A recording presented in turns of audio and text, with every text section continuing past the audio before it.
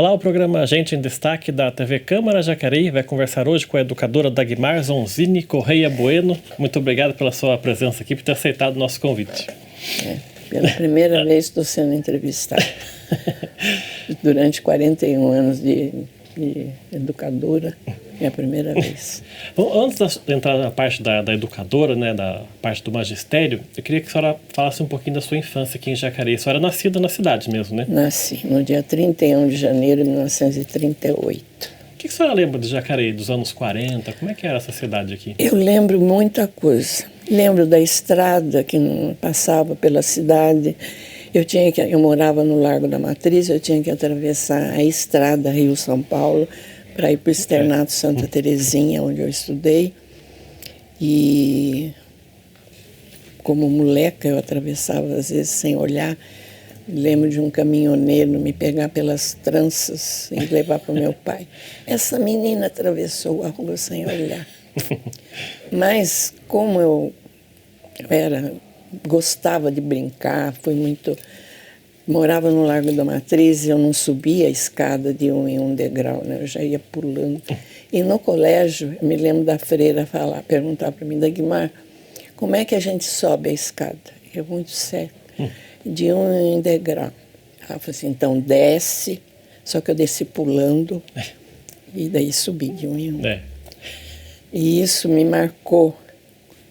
Quando eu fui diretora no Carlos Porto, eu lembro da criançada, escada de madeira, eu lembrava, chamava atenção para subir de um em um, eu virava as costas e dava risada, eu falei assim, ai meu Deus do céu, como criança, é tudo igual, né? A criança, tanto é que eu sempre fui da opinião de não se agredir criança, criança é moleque mesmo, é idade, né? Então a gente precisa respeitar a idade. Eu fiz isso lembrando da minha infância, né? As freiras eram bravas, né? Mas... A senhora ficou quanto tempo no externato? Durante os 4 anos primários. Daí eu prestei admissão, entrei no ginásio, e daí continuei, né? E é verdade, a senhora estava me falando antes de começar a gravação que a senhora se alfabetizou sozinha, né? Como é que foi isso aí? Eu tenho até hoje o alfabeto em madeira, as letrinhas. E eu somava as letrinhas e perguntava para o meu pai, C mais A é K? O B mais A é Bá? E daí se eu sabia o Bá, eu sabia Bá, Bé, Bi, Bó, o K, C, S, né? Eu fui formando as palavras dessa maneira. Porque eu pegava a letrinha do alfabeto, né? Eu já sabia o alfabeto inteiro, A, B, C, D, né? E isso com 4 anos. Então, e os seus pais, eles são de Jacareí também? Meu pai é de Mojimirim e a mamãe é de São Bento, Sapucaí. E eles vieram para cá para trabalho ou não? Sim, o papai veio com 11 anos para cá, saiu de Mojimirim, veio para Jacareí e morou ali naquela Casa Zonzini, onde hoje é a Droga 15, né? Ele morou ali muitos anos e daí morreu o pai, ele ficou responsável pelos irmãos mais crianças, que era o Pará. Você sabe da história? Não. Dos nomes? Não, pode falar. Meu avô disse que veio da Itália para fazer América. Só que América com sentido de fazer dinheiro, porque lá ele era rico, mas jogador, perdeu tudo, veio para o Brasil. E para fazer América ele fez filhos. Então cada um tem o nome de um país. Ou o país, como no meu caso, meu pai, Montevidéu, tem o nome de capital do Uruguai, né? Então, eu me lembro da freira, você é obrigada a saber geografia, porque a sua família tem nome de países. Então era Montevidéu, New York, Brasil, Chile, Rio Grande, Bolívia, Colômbia, México e Paraguai. Faltou um. Bom, eu sei que eram 10. 10 filhos? 10. Cresceram, teve mais. Teve outro Américo, né, morreu, ele repetiu o nome. Nasceu uma Colômbia, morreu, ele repetiu o nome de Colômbia. E meu pai ficou responsável pelos irmãos mais crianças. Seu pai é Montevidéu? Montevidéu. ninguém conhecia por Montevidéu. Então eu brincava com ele que dele tiraram um monte, porque todo mundo conhecia por seu Videl. É. E do meu nome tiraram Mar, porque até os alunos me chamavam de Dag. Quando fala Dagmar, eu procuro olhando, será que é comigo? Porque é um nome menos comum, né? E às vezes eu fico olhando, será que é comigo? Porque eu acostumei que me chamassem de Dag. E a sua mãe é dona de casa? Sim. Ela veio do sítio com 15 anos e foi trabalhar na fábrica Malharia Nossa Senhora da Conceição, onde hoje, depois foi fábrica de tapete. Jacareí perde tudo. Não conserva nada, né? Nada. É uma tristeza, viu? E meu pai era gerente da fábrica. Ele já estava com 39 anos e a minha mãe com 17. Se casaram. Sua mãe, qual é o nome da sua mãe? Maria José Marcondes, da família de Ipinda, Aparecida. É uma família grande lá. Inclusive o general Marcondes Salgado era primo do meu avô. É uma família... Tanto é que quando meu avô ficou viúvo, ele queria ir para uma carreira militar por causa dos primos e irmãos. Mas a família fez ele casar e para criar porque a mamãe ficou com 9 anos sem mãe, criando mais 4 irmãos. E meu avô, então, casou-se novamente. E daí a mamãe, como a mais velha, né, foi trabalhar e conheceu o papai, que era gerente da fábrica. Então... 22 anos mais velho.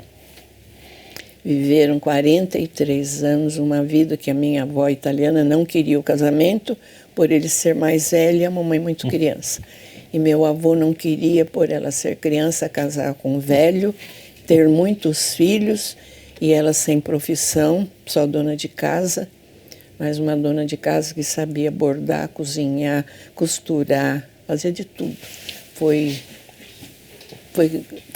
Aliás, foi sozinha, né? Autodidata. Autodidata, aprendeu tudo.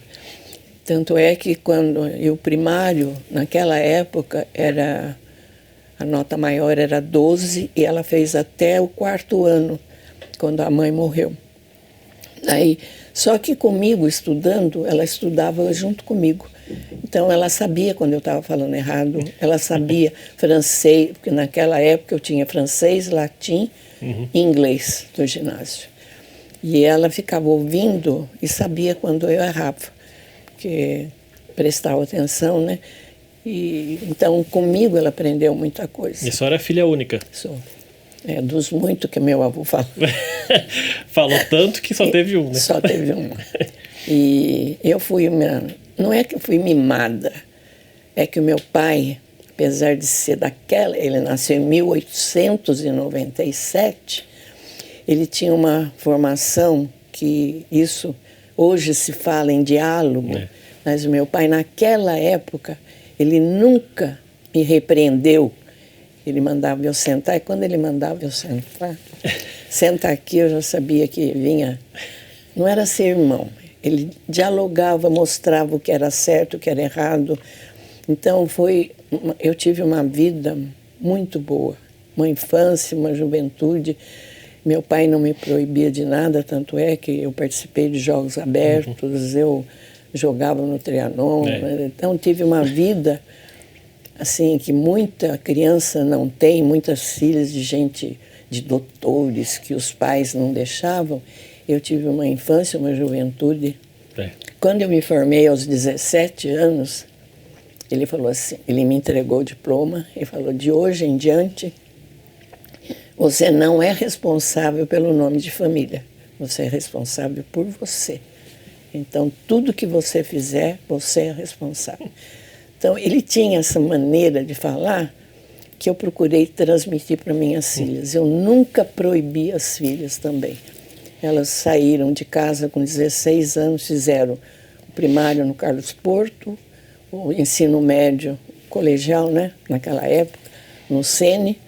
No primeiro vestibular, a Débora passou na PUC e a Denise passou na Unicamp. Então, já saíram de casa com 16 anos, com um talão de cheque e dizia assim: mãe, eu preciso comprar um livro. Posso? Pode, que eu reponho. E o pai repunha para um e eu repunha para outro. Então foi uma vida assim, muito tranquila. Eles se formaram, cuidam da vida, ficaram em São Paulo, porque aqui não tem campo. Né? Jacareí é muito pobre nisso, né?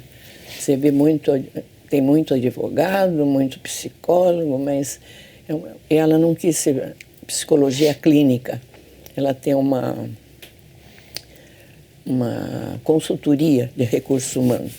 E casou-se com um professor, não, ele já era formado psicólogo também, então os dois trabalham juntos. Eu me lembro que na época do casamento ele perguntou: a senhora permite, eu sendo 10 anos mais velho que a Débora, eu vou proibir? Eu sei, seu pai era quase mais de 20 anos mais velho que sua mãe. Falei, a idade não importa, o que importa é o respeito, a educação de cada um, né? Quer dizer, o legado que o seu pai e a sua mãe deram para a senhora procurou transmitir também para suas filhas a mesma coisa, né? A mesma coisa. Elas são independentes desde os 16 anos. As duas fizeram intercâmbio, a Débora terminou a faculdade de psicologia, daí foi para a Inglaterra, com um ano para aprender bem o inglês. E a Denise entrou na Unicamp, trancou a matrícula e foi fazer intercâmbio e foi para os Estados Unidos. Então, naquela época a gente tinha licença-prêmio, recebia um salário. Então, com esse salário, eu paguei tudo para a Denise, para ela comprar os dólares, para ela ir para os Estados Unidos. Então, as duas tiveram a mesma, melhor, porque na época era só o papai que trabalhava. Mamãe ajudava fazendo doce, costurando, então, pelo salário, ele dizia assim, como gerente de fábrica, ele foi gerente da Caramuru, foi gerente lá da malharia, e ele era um salário, ele era irrisório, ele achava, naquela época, né? Hoje, um contador ganha bem, né? Só de fazer imposto de renda, eu sei quanto eu tenho que pagar, né? Para fazer, né? Porque antes eu e meu marido fazíamos. Depois eu sozinha, falei, não vou quebrar a cabeça, não. Melhor pagar e, né? Não ter dor de cabeça. E a escolha da senhora pelo magistério foi também por conta que não tinha muita opção, né? Eu não ia fazer clássico, primeiro porque eu não ia fazer letras, porque eu não gostava, eu lia muito a parte pedagógica, isso eu lia, tudo quanto era livro de pedagogia, tenho até hoje ainda Antônio Dávila, outros livros que eu sempre gostei de ler, a parte de educação. Agora, romance, assim, eu li muito livrinho de história em criança, mas depois pegar romance, eu achava que isso era perder tempo, então eu queria jogar, queria fazer outras coisas, né, que não ficar lendo. E para fazer letras eu teria que ler muitos autores, né? E não. Então eu segui a parte de magistério, não me arrependo, porque eu tenho consciência, quando eu me aposentei, eu tenho consciência que eu nunca pus a mão em aluno. Eu acho que você se lembra que eu não gritava. Não. Eu sempre falei muito firme. Eu me lembro no pátio, cantar o hino nacional, saber a data que não tem mais educação moral e cívica, as crianças sabiam como dobrar a bandeira, quando hastear, como arriar a bandeira, tudo isso a gente ensinava. E o hino vinha tudo escrito também na capa de caderno. Capa do caderno. Uma coisa que eu nunca deixei aluno usar foi tabuado. Na tampa do estojo tinha tabuado, ou então no lápis. Então eu proibia, porque eu achava que a tabuada era a base para qualquer raciocínio. Porque meu pai exigia o raciocínio mental. Então, com ele eu aprendi essa parte de matemática também. Como fazer o raciocínio. Então, às vezes a criança acha dificuldade de somar 15 mais, 7 mais 8. Eu não sei, é fácil. Quanto é 8 mais 8? 16, então tira 1, 15. Então eu fazia o raciocínio da criança dessa maneira. E na tabuada também, né? Então eu cantava tabuada. Eu fiz de tudo. Eu fiz ginástica para ensinar. E quando eu me aposentei com a consciência tranquila, que eu acho que você deve lembrar que eu era enérgica para disciplina. Bastante. A gente vai continuar nesse assunto no próximo bloco. O Gente Destaque volta daqui a pouco. Até já.